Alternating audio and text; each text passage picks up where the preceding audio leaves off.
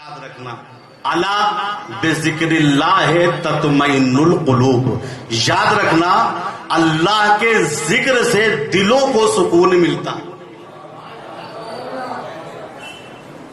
یہ بنیاد ہے اسلام کی، جڑ ہے اسلام کی کلمہ اللہ. اسی لیے مستحب ہے، جب بچہ دنیا میں آئے تو اس کے دائیں کان میں اذان کہی جائے، بائیں کان میں اقامت کہی جائے. اور یہ ہمارے یہاں اس پہ عمل بھی ہوتا ہے. اذان کی شروعات کہاں سے ہوتی ہے؟ اللہ اکبر، دائیں ہاتھ میں دائیں کان میں اللہ اکبر. اقامت کی شروعات کا وہ بھی اللہ ہو، یعنی اکبر و اللہ نہیں، اللہ ہو اکبر، پہلے اللہ پھر اکبر. کلام عرب میں ایسا بھی کہہ دیا جائے، ظاہراً غلط نہیں ہے اکبر و اللہ، لیکن نہیں، اللہ اکبر یعنی سب سے پہلی مذہبی آواز. ابھی بچہ دنیا میں آیا ہے نا، آنکھیں چپکی ہوئی ہیں، سب سے پہلی مذہبی آواز اس کے کان میں جو جاتی ہے کیا ہے؟ اللہ. وہ بھی ایک کان میں نہیں، دونوں کان میں، دائیں کان میں بھی اللہ، بائیں کان میں بھی. اب تعجب کی بات ہے، جس قوم کے بچوں کی شروعات اللہ سے ہوئی ہو، وہ قوم اگر اللہ کے راستے سے بھاگتی ہوئی نظر آئے تو چاہے تعجب ہے. شروع ہو گئی ہماری زندگی اللہ سے، دائیں کان میں بھی اللہ، بائیں کا بہت توجہ سنتے رہیے، بائیں کان میں بھی اللہ. یہی بچہ اب جو ہے بڑا ہوتا ہے، جوان ہوتا ہے، نوجوان ہوتا ہے، بوڑھا ہوتا ہے، بستر مرگ پر آ جاتا ہے، ملک الموت سامنے آ گیا، السلام علیکم، چلیے ہمارے ساتھ. حضور پاک حضرت محمد مصطفیٰ صلی اللہ علیہ وسلم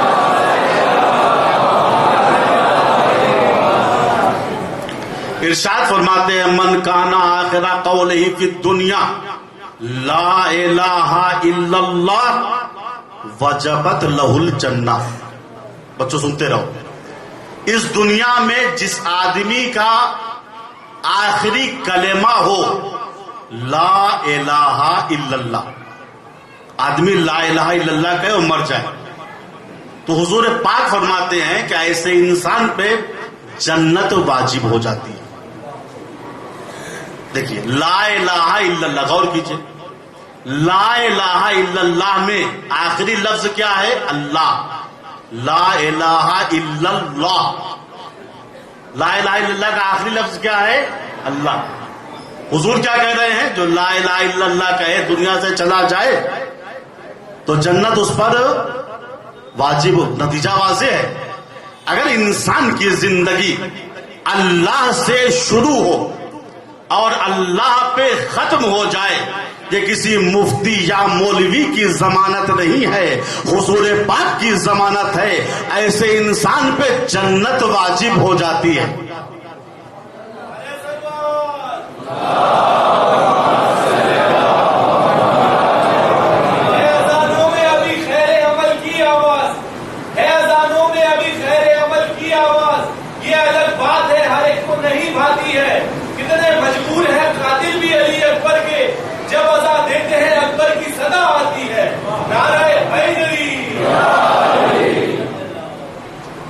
تو سچا مسلمان کون؟ جس کی زندگی اللہ سے شروع ہو اور اللہ پہ ختم ہو جائے. یہ ڈائریکٹ جنت میں جائے گا، کسی سے فتویٰ معلوم کرنے کی ضرورت نہیں ہے، جو یہ حدیث پیغمبر ہے اور یہی قرآن نے کہا ہے، فَفِرُّوا مِنَ اللَّهِ یا فَفِرُّوا إِلَى اللَّهِ، اے مسلمانوں اللہ کی طرف آؤ. یا وہ لفظ جو کہتے ہیں، وہ آیت پڑھتے ہیں ہم لوگ، اِنَّا لِلَّهِ وَإِنَّا إِلَيْهِ رَاجِعُونَ، ہم اللہ کے لیے ہیں، اسی کی طرف پلٹ کے جانا ہے. مولا کائنات علی ابن ابی طالب علیہ السلام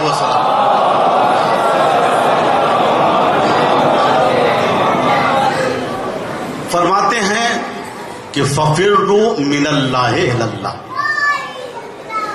اے میرے چاہنے والوں اللہ سے اللہ کی طرف آؤ. کیا مطلب؟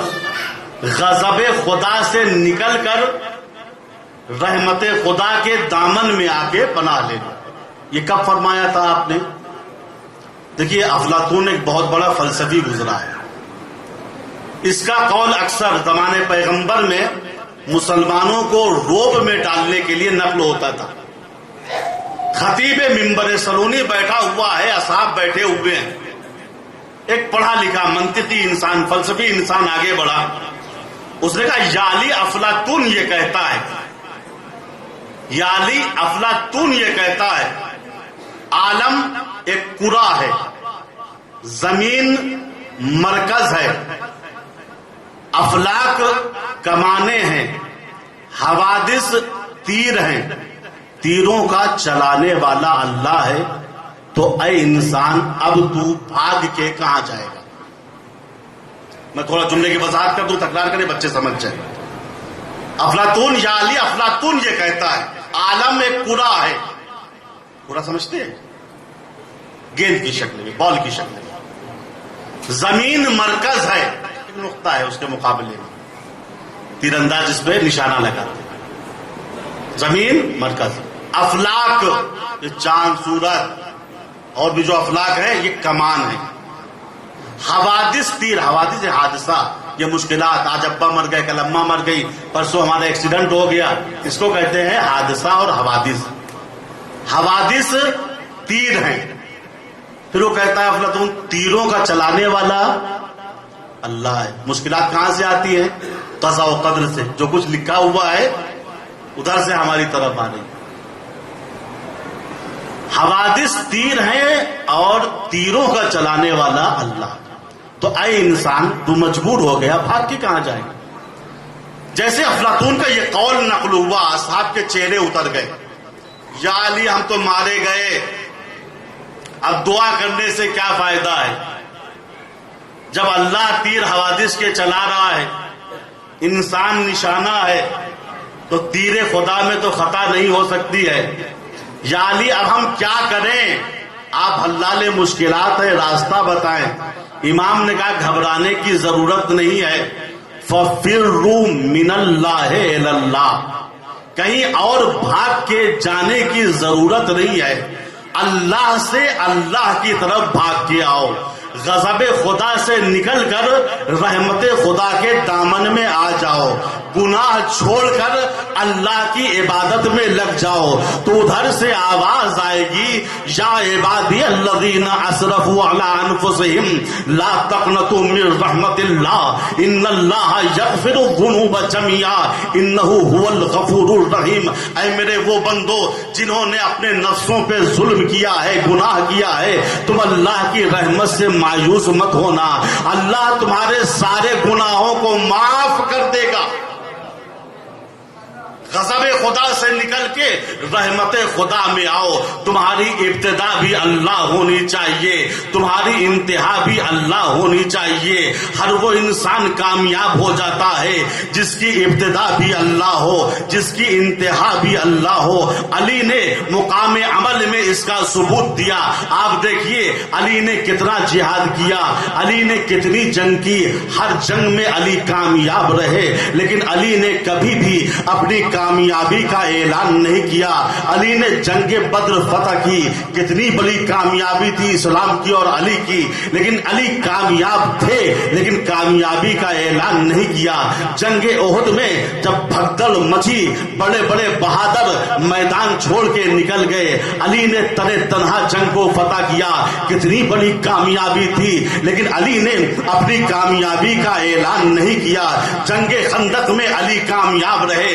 عمرو بن عبدود جس میں 1000 بہادروں کی طاقت تھی، خندق پار کر کے اس پار آ گیا اور رجس پڑ رہا تھا، مسلمانوں کہاں گئی تمہاری جنت؟ مارو تو جنت، مرو تو جنت. آؤ میرے مقابلے کے لیے. اسلام کی توہین ہو رہی تھی. صدیق اکبر علی ابن ابی طالب آگے بڑھے، ایک ہی ضربت میں اس ملعون کو فاصلے جہنم کر دیا. یہ ایسی ضربت تھی، ایک مرتبہ نبی کی آواز گونجی ضربت علی جن یوم الخندق افضل من عبادت الثقلین، علی کی ایک ضربت جو عمرو بن عبدود کے سر پہ لگی ہے یہ عبادت جنوں ان سے افضل ہے۔ مسلمانوں کیا تمہاری عقلوں پہ پتھر پڑ گئے ہیں؟ جس کی ضربت اتنی افضل ہے کیا وہ کائنات سے افضل نہ ہوگا؟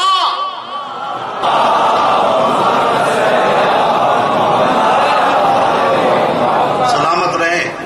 تو علی نے جنگ خندق فتح کی، عمرو بن عبدود کو قتل کیا، 10,000 کا لشکر جو ابو سفیان کی سرکردگی میں آیا تھا اس پہ ایسی وحشت طاری ہوئی، پورا لشکر بھاگ گیا۔ کتنی بڑی علی کی کامیابی تھی، لیکن علی نے سینہ تان کے یہ نہیں کہا کہ آج میں کامیاب ہو گیا۔ علی خیبر میں کامیاب ہوئے، مذہب کو مارا، انتر کو مارا، حارث کو مارا، قلعہ قموس کو اپنے بائیں ہاتھ سے اکھاڑ لیا۔ کتنی بڑی علی کی کامیابی تھی، لیکن علی نے کامیابی کا اعلان نہیں کیا۔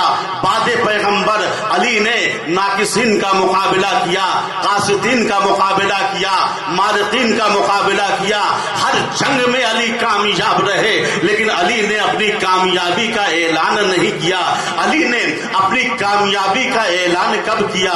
جب 19ویں ماہ رمضان کی شب میں خانہ خدا میں علی کے سر پہ ضربت لگی، علی نے چیختے آواز دی، فزتو برب الکعبہ، رب کعبہ کی قسم آج علی کامیاب ہو گیا۔